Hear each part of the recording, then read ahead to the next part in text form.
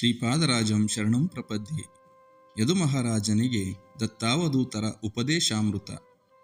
ದತ್ತಾವಧೂತರ 24 ಗುರುಗಳಲ್ಲಿ 8ನೆಯದು ಪಾರಿವಾಳ. ಸಂಸಾರ ದುಃಖಕ್ಕೆ ಹೆಣ್ಣಿನ ಮೇಲಿನ ಆಸೆಯೇ ಮೂಲ. ಮಾನವನಿಗೆ ಹೆಣ್ಣಿನ ಮೇಲಿನ ಮೋಹದಿಂದ ಮಕ್ಕಳು ಜನಿಸುವರು. ಇವರುಗಳ ಮೇಲೆ ಪ್ರೇಮವು ಹೆಚ್ಚಾಗಿ ಸ್ವಾತಂತ್ರ್ಯವನ್ನು ಕಳೆದುಕೊಂಡು ಬಂಧನಕ್ಕೊಳಗಾಗಿ ಮಾನವನು ನಾಶ ಹೊಂದುತ್ತಾನೆ. ಇದನ್ನು ಪಾರಿವಾಳದ ಕಥೆಯಲ್ಲಿ ಕಾಣಬಹುದು. ಹೆಣ್ಣು ಗಂಡು ಪಾರಿವಾಳಗಳ ನಡುವೆ ಉಂಟಾಗುವ ಪ್ರೇಮ ಅಪರಿಮಿತ ಆಶ್ಚರ್ಯವಾಗಿರುತ್ತದೆ.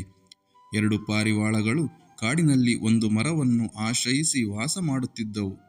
ಅವುಗಳ ನಡುವಿನ ಪ್ರೇಮ ವರ್ಣಿಸಲಸದಳ. ಅವೆರಡೂ ಒಂದೇ ಜೀವ, 2 ದೇಹವೆಂಬ ಭಾವನೆಯಿಂದ ಇರುತ್ತವೆ. ಹೆಣ್ಣು ಹೊರಗೆ ಆಹಾರ ಸಂಗ್ರಹ ಮಾಡಲು ಹೋದಾಗ ಒಳ್ಳೆಯ ಆಹಾರ ಪದಾರ್ಥಗಳನ್ನು ಶೇಖರಿಸಿಕೊಂಡು ಬಂದು ಗಂಡಿಗೆ ಕೊಡುತ್ತದೆ. ಗಂಡು ಹೆಣ್ಣನ್ನು ಬಿಟ್ಟು ಬಹಳ ದೂರ ಹೋಗುವುದಿಲ್ಲ. ಹೆಣ್ಣು ಗಂಡು ಎಡಬಿಡದೆ ಜೊತೆಯಾಗಿಯೇ ಹಗಲು ರಾತ್ರಿಯನ್ನು ಏಕಾಂತದಲ್ಲಿ ಸಂಭ್ರಮದಿಂದ ಪ್ರೇಮಭರಿತ ಜೀವನವನ್ನು ವನದಲ್ಲಿ ನಡೆಸುತ್ತಿರುತ್ತವೆ.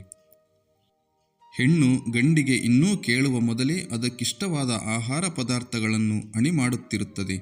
ಗಂಡು ಅದೇ ರೀತಿ ಮಾಡುತ್ತದೆ. ಅವೆರಡೂ ಜೀವ ಉಸಿರು ಬೆರೆತಂತೆ ತಮ್ಮದೇ ಆದ ಲೋಕದಲ್ಲಿ ಮೈಮರೆತಿರುತ್ತವೆ. ನೊಣವು ಸಕ್ಕರೆಯ ಮೇಲೆ ಸಿಹಿಗಾಗಿ ಬಂದು ಕುಳಿತುಕೊಳ್ಳುವುದು. ಅದನ್ನು ಓಡಿಸುತ್ತಿದ್ದರೂ ಮತ್ತೆ ಮತ್ತೆ ಬಂದು ಕುಳಿತುಕೊಳ್ಳುವುದು. ತಾನು ನಾಶವಾಗುವೆನೆಂಬ ಪರಿವೆಯೇ ಅದಕ್ಕಿರುವುದಿಲ್ಲ. ಸಿಹಿಯ ಆಸೆಯಾಗಿ ಬರುತ್ತಲೇ ಇರುತ್ತದೆ. ಹೀಗೆ ಮಾನವನು ವಿಷಯಾದಿಗಳನ್ನು ಅನುಭವಿಸುವಾಗ ಅವುಗಳು ಮುಂದೆ ದುಃಖಕರ ಮರುಜನ್ಮಕ್ಕೆ ಕಾರಣವಾಗುವೆಂಬ ಅರಿವು ಕೂಡ ಇರುವುದಿಲ್ಲ. ಸತ್ಯಾನ್ವೇಷಣೆಗಳು ಮಹಾತ್ಮರ ವಾಕ್ಯಗಳನ್ನು ಪಾಲಿಸಿ ಜ್ಞಾನೋದಯ ಹೊಂದುತ್ತಾರೆ. ಮಾನವರು ವಿಷಯಾದಿಗಳಲ್ಲಿ ಬಿದ್ದು ಜನ್ಮವನ್ನು ನಾಶ ಮಾಡಿಕೊಳ್ಳುತ್ತಾರೆ. ಈ ರೀತಿ ಜೋಡಿ ಪಾರಿವಾಳಗಳು ಸುಖ ಜೀವನ ನಡೆಸುವಾಗ ಹೆಣ್ಣು ಗರ್ಭ ಧರಿಸುತ್ತದೆ. ಇಬ್ಬರ ಮಧ್ಯೆಯೇ ಪ್ರೀತಿ ಇನ್ನೂ ಹೆಚ್ಚುತ್ತಾ ಹೋಗುತ್ತದೆ. ಪ್ರಸವ ಕಾಲದಲ್ಲಿ ಹೆಣ್ಣು ಮೊಟ್ಟೆಯಿಡುತ್ತದೆ. ಶ್ರೀಹರಿಯ ಮಾಯೆ ಅಪಾರವಾದುದು. ಮೊಟ್ಟೆಯ ಮೇಲೆ ಕಾವಿಗೆ ಕುಳಿತು ಹೆಣ್ಣು ಮರಿ ಮಾಡುವುದು. ಮರಿ ಹೊರ ಬಂದೊಡನೆ ಅದನ್ನು ನೋಡಿ ಅಪಾರ ಪ್ರೀತಿಯಿಂದ ಸಲಹುತ್ತದೆ. ಅದಕ್ಕೆ ಆಹಾರವನ್ನು ತಂದು ಸಂಗ್ರಹಿಸಿ ಉಣಿಸಿ ಬೆಳೆಸುತ್ತದೆ. ವಿಷ್ಣು ಮಾಯೆಯಿಂದ ಪಾರಿವಾಳಗಳು ಸಂಸಾರ ವ್ಯಾಮೋಹದ ಬಲೆಯಲ್ಲಿ ಸಿಲುಕಿ ಹೃದಯವು ಬಂಧನದಲ್ಲಿ ಬಿದ್ದು ಸಂಸಾರದ ರಕ್ಷಣೆಯಲ್ಲಿಯೇ ಜೀವನವನ್ನು ಕಳೆಯುತ್ತದೆ. ಆಹಾರಕ್ಕಾಗಿ ಶ್ರಮವಹಿಸಿ ದೂರ ಪ್ರದೇಶಗಳಿಗೂ ಹೋಗಿ ಬರುತ್ತದೆ. ಒಮ್ಮೆ ಆಹಾರವು ಸಿಗದೆ ಅವು ಬಹುದೂರ ಹೋಗಿದ್ದವು.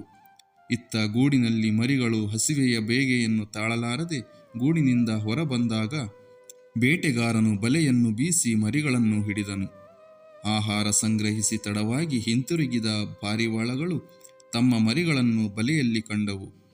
ಹೆಣ್ಣಿನ ಮೇಲಿನ ಆಸೆಯು ದುಃಖಕ್ಕೆ ಮೂಲ ಕಾರಣವಾಗುವುದು. ಮೊದಲಿಗೆ ಹೆಣ್ಣಿನ ಮೇಲೆ ಆಸೆ, ಆಮೇಲೆ ಮಕ್ಕಳು, ಮೊಮ್ಮಕ್ಕಳು, ಹೀಗೆ ಸಂಬಂಧಗಳು ಬೆಳೆಯುತ್ತಾ ಹೋಗುತ್ತವೆ. ಇದರಿಂದ ಪುರುಷನಿಗೆ ಬರುವ ದುಃಖಗಳು ಹೇಳತೀರದು. ಹೆಣ್ಣು ಪಾರಿವಾಳವು ಬಲೆಯಲ್ಲಿ ತನ್ನ ಮರಿಗಳನ್ನು ಸಿಕ್ಕಿಕೊಂಡಿರುವುದನ್ನು ನೋಡಿ ಗೋಳಾಡುತ್ತಿತ್ತು. ಸುಮ್ಮನಿರದೆ ಗಂಡು ಇನ್ನೂ 100 ಪಟ್ಟು ಗೋಳಾಡುವಂತೆ ಮಾಡಿ ಮರಿಗಳನ್ನು ನೋಡಲು ಕರೆತಂದಿತು. ಹಿಂದು ಮುಂದು ಆಲೋಚಿಸದೆ ತನ್ನ ಮರಿಗಳ ಮೇಲೆ ಹೋಗಿ ಬಿದ್ದು ತಾನೂ ಬಲೆಯಲ್ಲಿ ಸಿಕ್ಕಿಕೊಂಡಿತು. ಇದನ್ನು ಕಂಡ ಗಂಡು ತನ್ನ ಉಸಿರಿಗೇ ಉಸಿರಾದ ಹೆಂಡತಿ ಮಕ್ಕಳು ಸಾಯುತ್ತಿರುವುದನ್ನು ಕಂಡು ಈ ರೀತಿ ದುಃಖಿಸಿತು. ಧರ್ಮ ಅರ್ಥ ಕಾಮಕ್ಕೆ ಆಧಾರವಾದ ಗೃಹಸ್ಥರು ಕಾಮತೃಪ್ತಿಯಿಲ್ಲದೆ ಜೀವನವನ್ನು ಭಂಗಪಡಿಸಿಕೊಳ್ಳುವರು.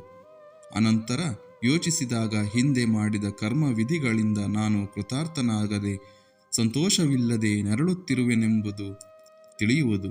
ಆಗ ಗೃಹಸ್ಥಾಶ್ರಮ ಧರ್ಮವನ್ನು ಪಾಲಿಸದಿದ್ದರೂ 4ನೆಯ ಪುರುಷಾರ್ಥವಾದ ಮೋಕ್ಷ ಪ್ರಾಪ್ತಿಗಾಗಿ ವಿಷಯ ವಾಸನೆಗಳನ್ನು ಕಳೆದುಕೊಳ್ಳಬೇಕು. ಪೂರ್ವಜನ್ಮ ಪುಣ್ಯ ಫಲದಿಂದಲೇ ಈ ಅರಿವು ಬಂದಿರುವುದೆಂದು ತಿಳಿಯಬೇಕು. ಆದರೂ ಇನ್ನೂ ಪರಮಾರ್ಥವನ್ನು ಸಾಧಿಸಲಿಲ್ಲವೆಂಬ ಕೊರಗು ಕಾಡುತ್ತದೆ. ದಂಪತಿಗಳ ಸ್ವಭಾವವನ್ನು ಧರ್ಮಕರ್ಮನು ಸಾರಕ್ಕೆ ತಕ್ಕಂತೆ ಇದ್ದರೆ ಅವರಿಗೆ ಪರಮಾರ್ಥ ಸ್ಥಿತಿ ನಿಶ್ಚಿತ.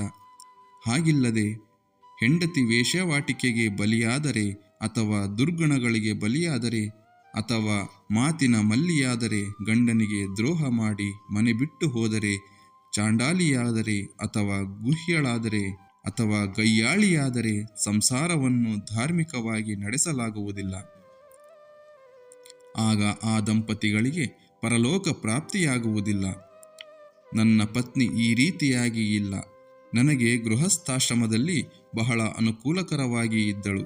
ಅವಳಿಗೆ ನನ್ನನ್ನು ಬಿಟ್ಟರೆ ಬೇರೆ ದೈವವಿರಲಿಲ್ಲ. ನನ್ನನ್ನು ಬಿಟ್ಟು ನೀರು ಕೂಡ ಕುಡಿಯುತ್ತಿರಲಿಲ್ಲ. ನನ್ನ ಮಾತು ಮೀರಿ ನಡೆಯುತ್ತಿರಲಿಲ್ಲ.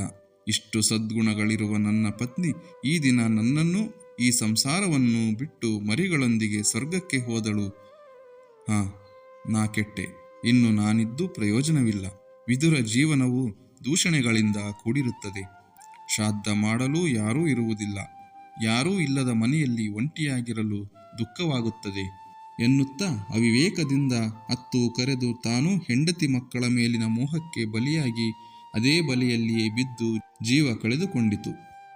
ಸಂಸಾರ ಪಾಶಕ್ಕೊಳಗಾದ ಯಾರೇ ಆದರೂ ನಿಸ್ಸಂದೇಹವಾಗಿ ಈ ಪಾರಿವಾಳಗಳಂತೆ ತಮ್ಮ ಕೊನೆಯನ್ನು ತಾವೇ ಕಂಡುಕೊಳ್ಳುತ್ತಾರೆ. ಆದರೂ ಭೂಮಿಯ ಮೇಲೆ ಜನಿಸಿದ ಮಾನವನು ವಿವೇಕದಿಂದ ಜನನ ಮರಣ ಚಕ್ರದಿಂದ ಪಾರಾಗಲು ಪ್ರಯತ್ನವೂ ಪಡುವುದಿಲ್ಲ. ಹೆಂಡತಿ ಮಕ್ಕಳಿಗೋಸ್ಕರ ಪ್ರಾಣವನ್ನೇ ಕೊಡುತ್ತಾರೆ. ಭಗವಂತನ ಪ್ರಾಪ್ತಿಗಾಗಿ ಒಂದು ಸಾಧನೆಯನ್ನೂ ಮಾಡುವುದಿಲ್ಲ. ಕ್ರೂರಿಯಾದ ಬೇಡನು ಕುಟುಂಬ ಸಮೇತವಾಗಿ ಬಲೆಗೆ ಬಿದ್ದು ಪಾರಿವಾಳಗಳನ್ನು ಭುಜದ ಮೇಲೆ ಹೊತ್ತು ಆನಂದದಿಂದ ಮನೆಗೆ ಹೋದನು.